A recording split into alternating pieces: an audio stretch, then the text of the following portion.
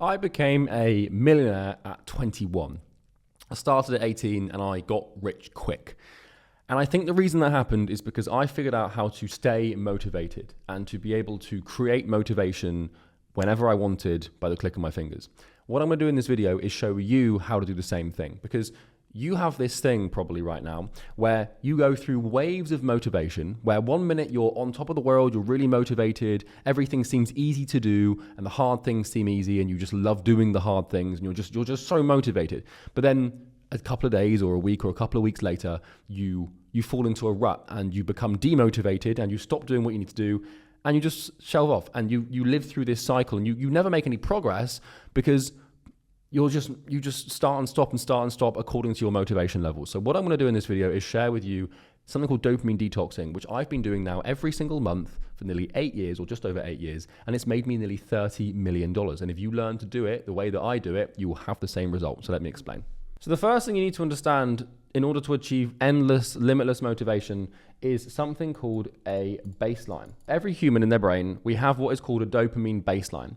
And this is basically a unit measurement of the amount of dopamine in your brain or the amount of dopamine that's released that makes you feel happy and makes you feel motivated. Remember, dopamine is the chemical responsible for motivation. The problem that most people have is their baseline is way too high. And so let me explain how this works. So what we could do is we could map this out on a graph from 0 to 100. And this is measuring a baseline. 100 is like your baseline is really high, and 0 is your baseline is basically non-existent, which is never going to be the case, but you know what I mean. Now, let me give you a little thought experiment to explain this. Take a elderly person that you know. So my grandmother is 96. So maybe you've got a grandparent, or maybe you know someone that's over the age of 70 or 80. Imagine that person watching a Mr. Beast video.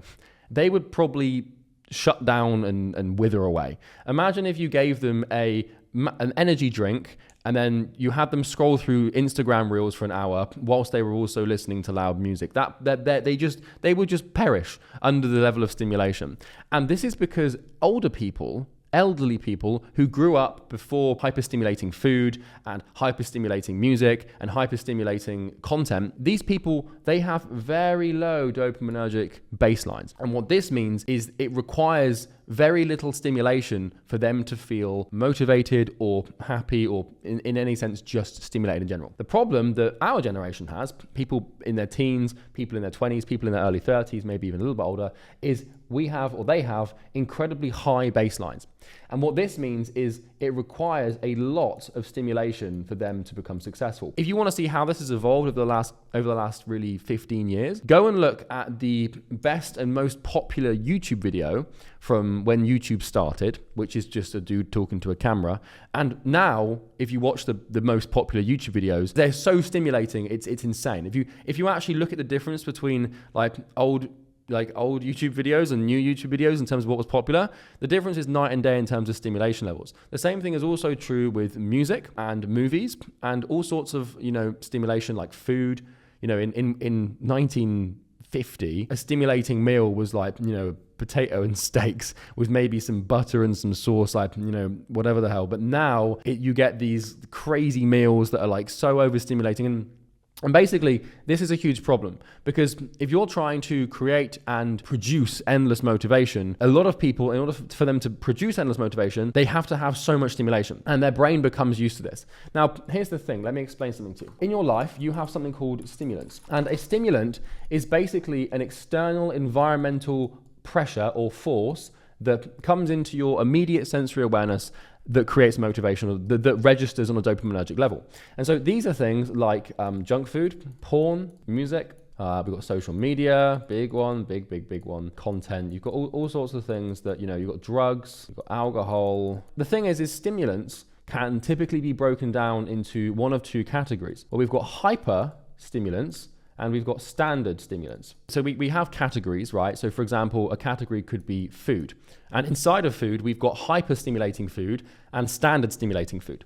And so, for example, a hyper-stimulating food would be like a cheeseburger from McDonald's, or like some chicken, like breaded thing covered in like sauce that just makes you feel like amazing. The thing is we, in addition to hyper-stimulation, we have standard stimulation. And so, for example, like in hyper-stimulated state, we have junk food, but in standard stimulated state, we could just have like some chicken or some broccoli or some rice, or maybe it's just like a steak, or maybe it's just some sweet potato or something. Basically raw food, single ingredient foods that aren't covered in sugar and sauce and E numbers and stuff to make them palatable and amazing to eat. And same thing sort of goes here with your relationship with sex, okay? So one thing that could be hyper-stimulating could be pornography, where, you're online and you're watching porn and like you can watch anything you want and you get into some weird stuff because you're just so wired. It's like you just want more and more stimulation. Another thing like could just be like, a normal, like a date, or like, just normal sex, where you're just sleeping with someone that you've known for a while and it's just normal, right? And it's not this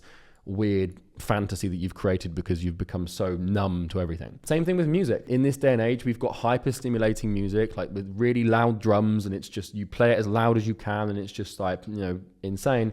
Or we could have like classical music, or we could have ambient music, or we could just have like whatever the hell. Same thing with social media. Like all these things like are broken down as two categories. Now, the exception to this is drugs and alcohol, because there's not really any drug or alcohol that is just standard in terms of the level of stimulation.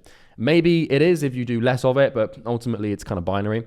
But the point here is that what you'll notice when it comes to stimulants is the stuff that you want to do and that you should do falls into the standard category. This is where, like for example, things in the standard category, you've got exercise, you've got cold exposure, you've got meditation. Like these are things that are still rewarding dopaminergically. The reward that you receive dopaminergically for doing these things is so little in contrast to the hyper categories that you don't want to do them. And so this is why people fail. And this is why people's motivation levels completely fall apart. So most people, they exist in this state of hyperstimulation, overstimulation, where they've got every social media app on their phone, they're addicted to porn, they listen to loud music all the time, they're scrolling through social media all the time, they eat whatever the hell they want, they're smoking, they're drinking, like they're just doing all these bad things, right?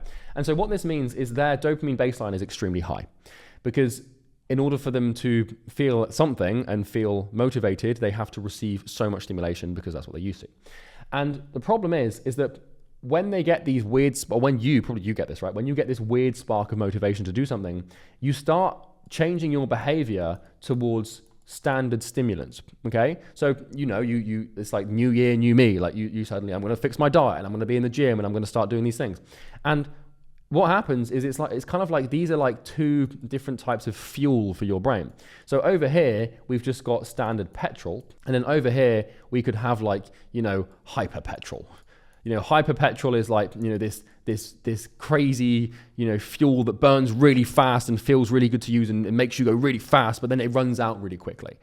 Okay. And that's how this thing works is most people, they run on hyper petrol and their brain runs on hyper petrol, where the petrol, it burns real quick and it feels amazing and the car goes really fast, but the problem is it runs out really quickly and you've got to constantly go and top it back up. Whereas standard petrol or diesel, it just gets the job done. It's slow and steady. It has these little spikes where you can accelerate and burn a lot, but it lasts a lot longer, right? So when people try and start behaving properly and they try and switch their, sort of fuel, they naturally start bringing themselves down, where this is basically another level. Okay, this little dotted line, and this represents something called the operating level. And this is the level of dopamine baseline that they're trying to operate at. Because when you're used to this hyperstimulation and you cut all the stimulants out, what happens is, you operate at a new level. So when you switch out your diet, when you start behaving properly, when you start doing work instead of like just being a degenerate watching YouTube videos, you bring your dopaminergic level down. And what this means is that, if this is 100 here and this is 0 here and this is the measurement of dopamine baseline, is you're used to being here, but now that you're behaving properly, you're operating at a lower level of stimulation. And what happens is we create this chasm that is called, and I will write this down here, it's called a dopamine deficit state. This is incredibly painful, and this is incredibly hard, because this is where this is where the room for anxiety happens. It's where depression starts to kick in. You start feeling sad. One of my friends used to do a lot of cocaine, and he doesn't anymore. I've never touched cocaine personally, but he used to do a lot of cocaine, and he described when he'd do like cocaine for like a couple of days or whatever, he would come off of it, and he would have what is called a come down. And a come down in the drug world is basically where, you have overshot your stimulation levels significantly all the way up here, and as soon as you stop doing the thing that overshot them, you just come down. Like it's like you had so much dopamine, and you were releasing so much dopamine that when you come back to a healthy normal level, it's almost like it's way worse than it was before you started. And so this is called a dopamine deficit state. And what this is where it is really painful. It really registers on a really painful level to be in a dopamine deficit state, because, well, this is where like you start feeling demotivated. And this is literally how the brain works, is you feel motivated, you feel this spark of motivation to start doing the right stuff, to operate out of standard stimulants and to start working on petrol, not hyperpetrol. And by doing this, you lower the level of dopamine in your brain, but it's not like you're getting less dopamine and less motivation, but all it means is there's a massive contrast between what registers as rewarding and what registers as motivating, because you're so used to this that now you've got this, it feels way worse. The thing is after a while of being at this state, you'll stabilize and you'll re-register, because what we want to try and do, and the whole point of this dopamine detox thing that I'll explain in just a second, is you need to learn how to lower your baseline and be happy and rewarded and comfortable with the most minimal amount of stimulation required possible. And so this is what I've been able to do, sort of with my brain here, is I've been able to put myself in heavy dopamine deficit states without switching back to hyperstimulation. And so, my baseline for dopaminergic release and stimulation and therefore motivation is probably like here. Because, I went to a place in Dubai, I live in Dubai, and I went to a place in Dubai the other day called Top Golf. And Top Golf is a golf course. I went with my family, and it's like a golf shooting range, right? Driving range. And I walked into Top Golf, and it was like my brain started to hurt. Like, there was this really loud music, there's flashing lights everywhere, like the food is like covered in like sugar, and so I had some barbecue wings with some sauce, and I was like, oh my God, what the hell is this? And then everyone's shouting, and it's just chaos, and it's like, for me, like for a normal person at my age, that's just like a good night out. But for me, I was like, what the hell is going on here? Like I'm about to have some sort of aneurysm. It was so overstimulating.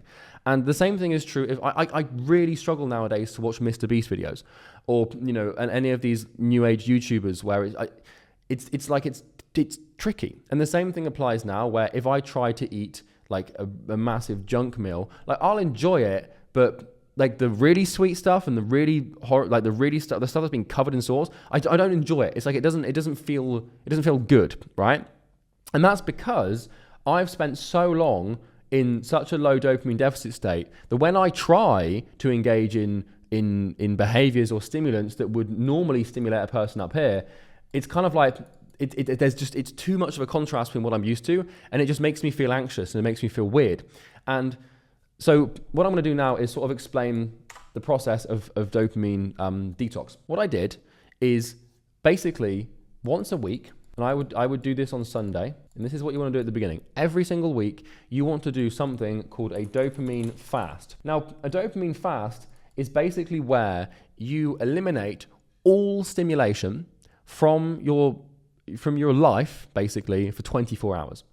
And what this does is, if you do this every single week for a month or two, what it does is it starts to create this experience and this contrast where you can become used to very little stimulation. And so what I would do is basically remove everything. So I'm talking everything. I mean, no food. So you just fast 24 hours and all you drink is water, or, you can have water and you maybe want to have, coffee. I don't drink coffee anymore, but it's up to you. But you remove everything. So you remove all socializing, you remove your phone, you remove your computer, like everything goes. So and I'm talking everything here. You don't talk to anyone. You kind of behave like a cat, where you just literally, just stare out of a window. That makes sense. And what you can do, on this dopamine fast is, after you've removed everything, what you can do is you can walk. So you can go for a walk, right? Because also what we're doing here is we're removing exercise, we're removing music, we're removing social media. Obviously the phone goes away. We're removing any drinking, removing any smoking, removing any drugs, anything you do on a day-to-day basis that you would find in any way, shape or form rewarding is eliminated. And there's really two things that you can do: walk and read. And you can drink water, okay? And so what I would do, and I still do this, I do this protocol pretty much every month, once a month. But at the beginning, because your brain is so fried, just do it once a week. And so every Sunday, what I would do is I would remove every stimulation from my life, with the exception of being able to walk with no music, just by myself, being able to read, so I could read a book if I wanted to, and then just drinking water. And so what this does is it trains you, to start to get used to being in a dopamine deficit state. And what will start to happen over time, after doing this for a couple of weeks, is you're going to start to crave the state that you're in when you're less stimulated, because the brain wants to optimize for as little stimulation as possible, because it's incredibly taxing for the brain to have to deal with all this stimulation. So it naturally wants to be, in a lower state of dopamine. And the cool thing about this, the really cool thing about this, is what starts to happen is when you do this on, I would recommend Sunday. When you do this on Sunday, what happens is the thing that you start the next day becomes incredibly heavily associated with reward. And this is how you can really hack it. So you spend the whole of Sunday where, you wake up, and it's at 9 a.m. and all you do is you walk and you read and you drink water, and that's it. You don't talk to anyone, you don't do anything, you're not listening to music, you're not going to a shopping mall, and you're just doing nothing. And I know that sounds scary, but what happens is you do that on Sunday, and then you wake up on Monday, and the things that you do on Monday, it's like crack. It's like they're the most stimulating things. And so what you do on Monday, or the day after you've done the fast, is, the first thing you do is you eat clean, because now what's going to happen, because you've lowered your dopaminergic state and you've removed everything, is the standard motivators, the standard stimulants that I talked about, like the clean food, like the exercise, like the work, like even reading, these things become incredibly rewarding. Because you've put yourself in such a state of deficit, suddenly things that aren't that rewarding become very rewarding. Because when you put your brain in this state, it becomes more sensitive to stimulation. And so on Monday, what you want to look to do is you want to look to eat clean, so where you're not eating any junk food, and you also want to look to, work properly and do the work properly and get what you need to do done, and exercise, and start trying to introduce these standard stimulants where we're not cutting out food completely, and maybe you don't want to cut out social media completely, but I would, to be honest.